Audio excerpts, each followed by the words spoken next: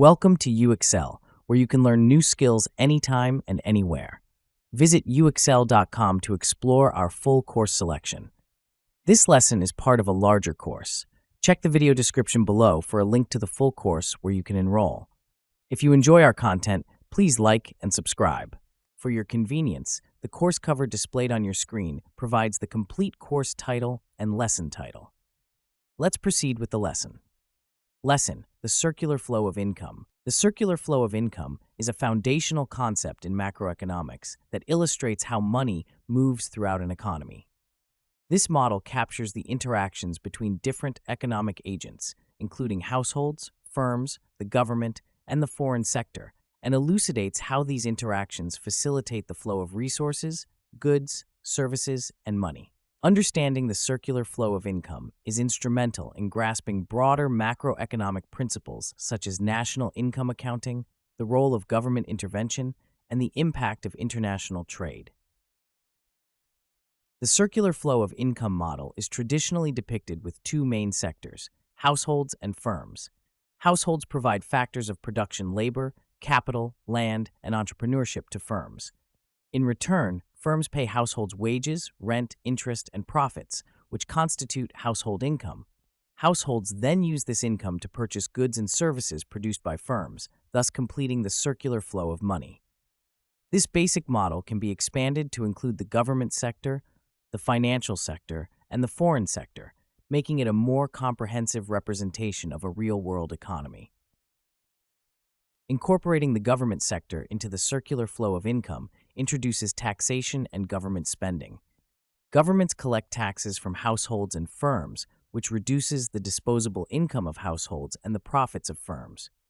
However, governments inject money back into the economy through public spending on goods and services, transfer payments, and subsidies.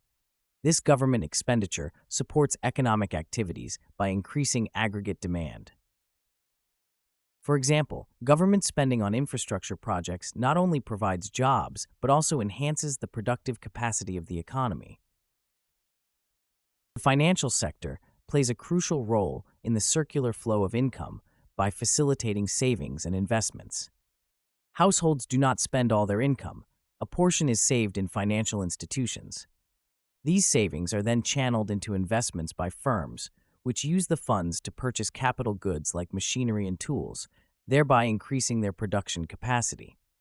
This investment is critical for economic growth as it leads to higher future output and income. The financial sector thus acts as an intermediary that ensures the efficient allocation of resources between savers and investors. The foreign sector introduces the concepts of exports and imports, adding another layer of complexity to the circular flow of income.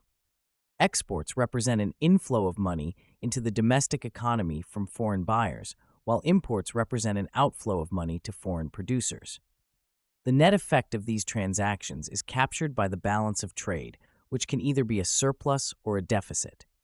A trade surplus, where exports exceed imports, injects additional income into the domestic economy, while a trade deficit has the opposite effect.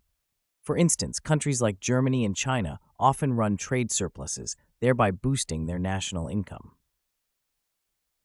One of the key insights provided by the circular flow of income model is the concept of equilibrium. In a simplified two-sector model, equilibrium occurs when the total income generated in the economy equals the total expenditure on goods and services. If households decide to save more and spend less, firms will experience a decline in revenue, leading to reduced production and potentially higher unemployment. This is where the role of government and the financial sector becomes vital. Government spending can offset reduced household expenditure, and financial institutions can facilitate investments that stimulate economic activity. The model also sheds light on the multiplier effect, which describes how an initial change in spending leads to a larger overall impact on national income. For example, an increase in government spending on infrastructure projects not only creates jobs, but also increases the income of construction workers, who then spend their earnings on other goods and services, further stimulating economic activity. This chain reaction of increased spending and income underscores the importance of initial injections of money into the economy.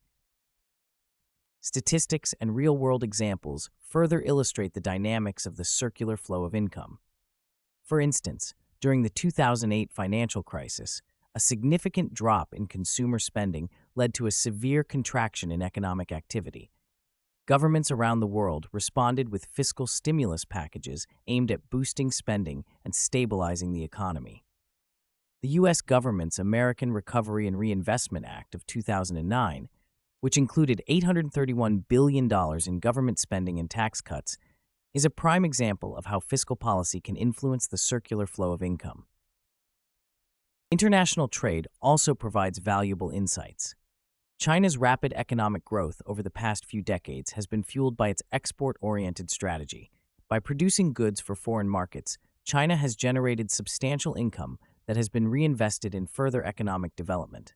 This has led to a virtuous cycle of income generation, saving, and investment, demonstrating the powerful impact of the foreign sector on national income. In summary, the circular flow of income is a vital concept in macroeconomics that elucidates the continuous movement of money among different sectors of the economy.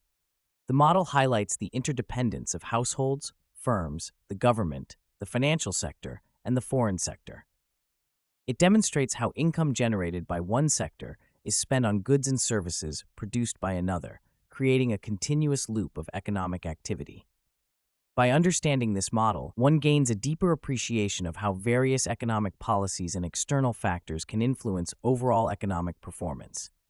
The inclusion of real-world examples and statistics not only enriches the theoretical framework, but also provides practical insights into the functioning of modern economies.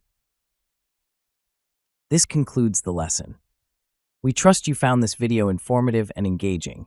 To enroll in the complete course, please use the link provided in the description below. At UExcel, we are committed to your learning journey. Each course offers a certificate of completion, online support, and downloadable resource files to enhance your experience. If you found our content valuable, we invite you to like this video and subscribe to our channel. Thank you for joining us, and we look forward to supporting your continued pursuit of knowledge.